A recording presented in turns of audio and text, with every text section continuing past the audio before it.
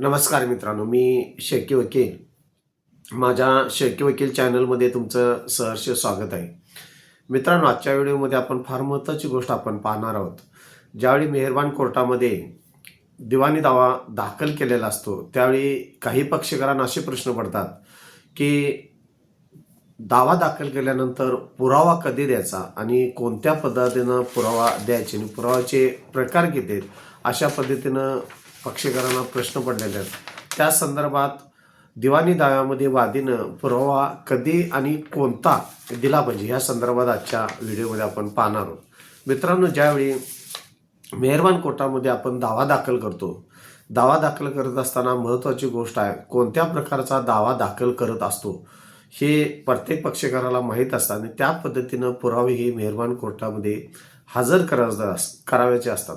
मग हे हजर करावयाचे असताना कोणकोणती काळजी घेतली पाहिजे आणि आपल्या बाजूनं 100% केसचा निकाल कसा लागला पाहिजे, ह्या काही गोष्टी फार महत्त्वाच्या असतात. ज्यावेळी मेहरबान कोर्टामध्ये दावा दाखल केला जातो त्याबरोबर जो तुमचं वाद कथन असेल, म्हणजे तुम्हाला जे मेहरबान कोर्टाला काही विनंती करायची, जे काही सांगायचं असेल, तुमचा दावा नेमका का आहे, तुम्हाला सरसनिरसपणाने वाटप पाहिजे आहे का, किंवा तुमचा दावा अतिक्रमणाबाबत आहे का, किंवा जमिनीची मोजणी करून तुम्हाला बाउंड्री लाईन फिक्स करून पाहिजे आहे का, किंवा जे शेजाऱ्यानं अतिक्रमण केलेलं आहे त्या संदर्भात अतिक्रमण काढून पाहिजे आहे का, किंवा तुम्ही भावाभावांच्या विरोधात सरसनिरस म्हणून वाटप करून पाहिजे आहे का, किंवा जे सहहिस्सेदार तुमचे भावकीतले जे संबंधित लोक असतील त्यांच्या संदर्भात तुम्ही वाटप करून तुटक करून आणि कब्जा मागितलेला असेल, तर अशा पद्धतीनं जर मेहरबान कोर्टामध्ये तुम्ही जर दावा दाखल केलेला असेल तर तुम्हाला कोणत्या पद्धतीनं त्यामध्ये पुरावे दिले पाहिजेत आणि कोणकोणते पुरावे दिले पाहिजेत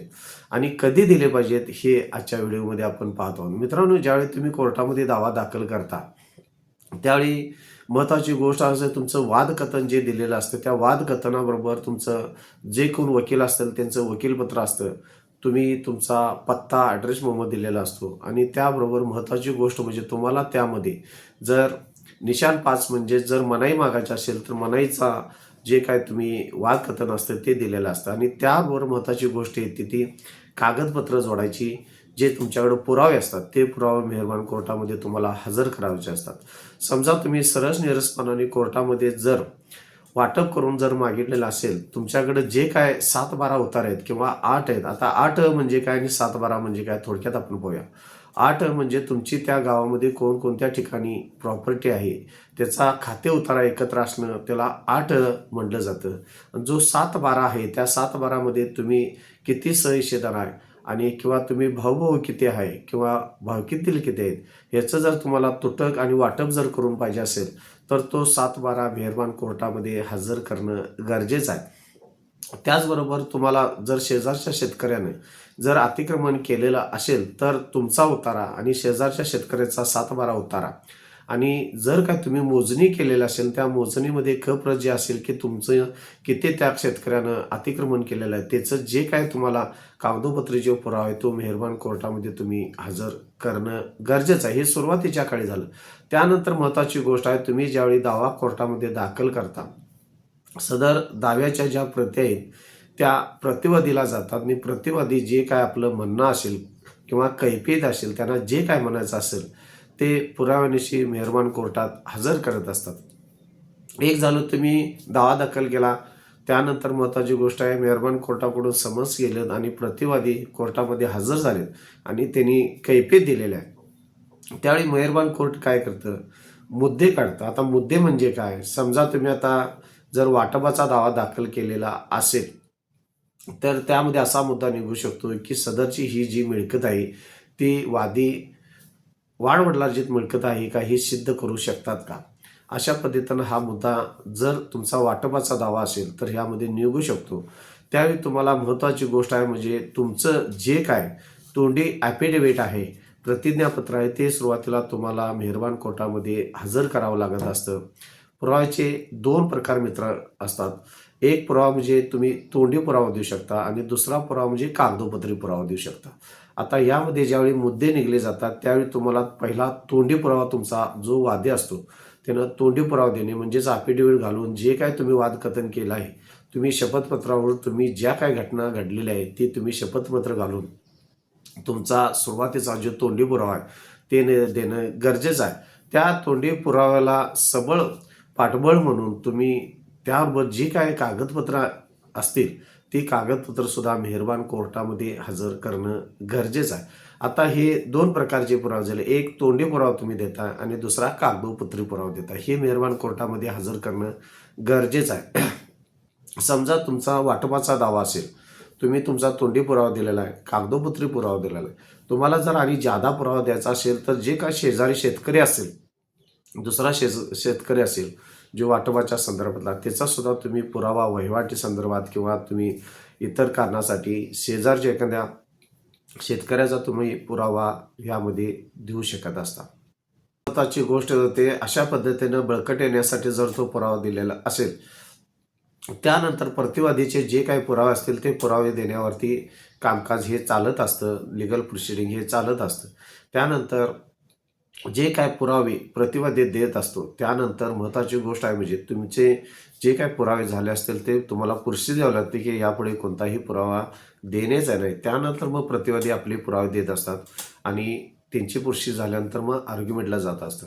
आता महत्त्वाची गोष्ट अशी आहे, कोणते पुरावे दिले पाहिजे हा महत्त्वाचा मुद्दा येतो.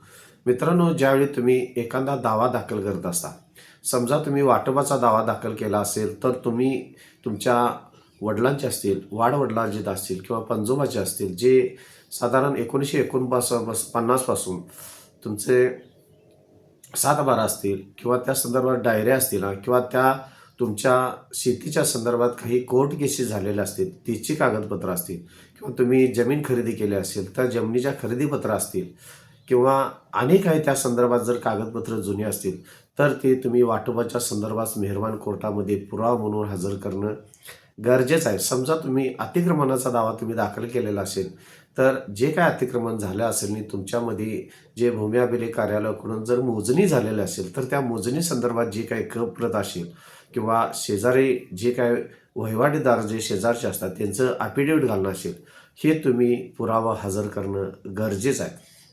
आता हे कोणते पुरावे हजर करणं गरजेचं आहे ही फार महत्त्वाची गोष्ट येते.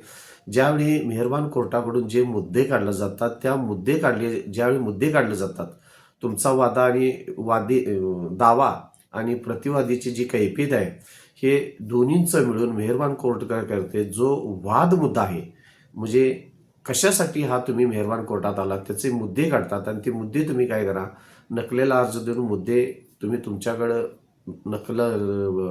मेहरबान कोर्टाकडून परत मागून या आणि त्या मुद्द्याला अनुसरून जे काय तुम्हाला मेहरबान कोर्टामध्ये मग तुमचे तोंडी पुरावा असेल किंवा कागदोपत्र पुरावा असेल, हे पुरावे त्या मुद्द्याला धरून तुम्ही हजर करणं गरजेचं आहे.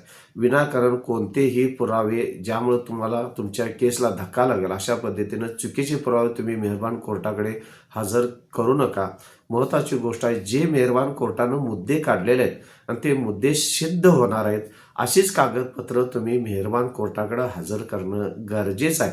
विनाकारण तुमच्या केस तुम्ही हरू शकाल अशा पद्धतीनं जर चुकीचे काहीतरी पुरावे आहेत आपल्याकडं ढीगभर कागद म्हणून जर मेहरबान कोर्टामध्ये तुम्ही चुकीचे पुरावे जर हजर केला तर तुम्ही तुमची केस हरू शकता. त्याबद्दल तुम्ही महत्त्वाची गोष्ट आहे, जे काही मुद्दे आहेत त्या मुद्द्याला बळकट येईल आणि तो मुद्दा कोर्टामध्ये सिद्ध होईल. सिद्ध करण्याची जबाबदारी वादीची प्रतिवादीची वेगवेगळी असते.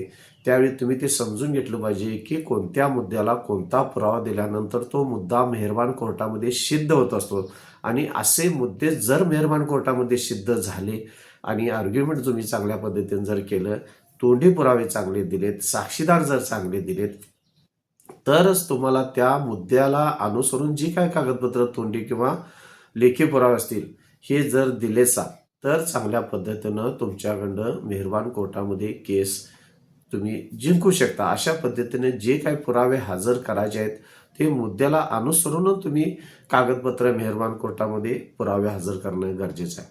त्यामुळं मेहरबान कोर्टामध्ये तुमची केस चालू असताना फक्त केस दाखल झाली म्हणजे केस जिंकला असं होत नाही. तर जे काय तुम्ही महत्त्वाची कागदपत्र असतील, पुरावे असतील आणि ते योग्य पुरावे पाहिजेत. विनाकारण कोणतेही पुरावे देऊ नका. योग्य पुरावे द्या आणि योग्य साक्षीदार देणं फार महत्त्वाचं आहे. ह्याच्यावर तुम्ही तुमची 100% केस जिंकू शकत असता. मित्रांनो, हे आपण मेहरबान कोर्टामध्ये दावा दाखल केल्यानंतर कोणकोणते पुरावे 2 प्रकारचे, एक तोंडी पुरावे, दुसरे कागदोपत्री पुरावे हे हजर करणं गरजेचं आहे. त्याचबरोबर साक्षीदार हजर करणं गरजेचं आहे. त्या पद्धतीनं जे काय महत्त्वाची कागदपत्रे आहेत ते मुद्द्याला तुमच्या जे काही वाद मुद्दे काढल्यात त्याला अनुसरून असणं गरजेचं आहे. विनाकारण त्याच्याशी रिलेटेड नसेल, संबंधित नसेल तर ते कागदपत्र पुरावे तुम्ही हजर करू नका. मित्रांनो, जर माझ्या चॅनलवर तुम्ही नवीन असाल तर माझ्या चॅनलला सबस्क्राईब करा, लाईक करा, शेअर करा. जर काय आपल्याला शंका असेल तर कमेंटमध्ये कळवा. धन्यवाद मित्रांनो.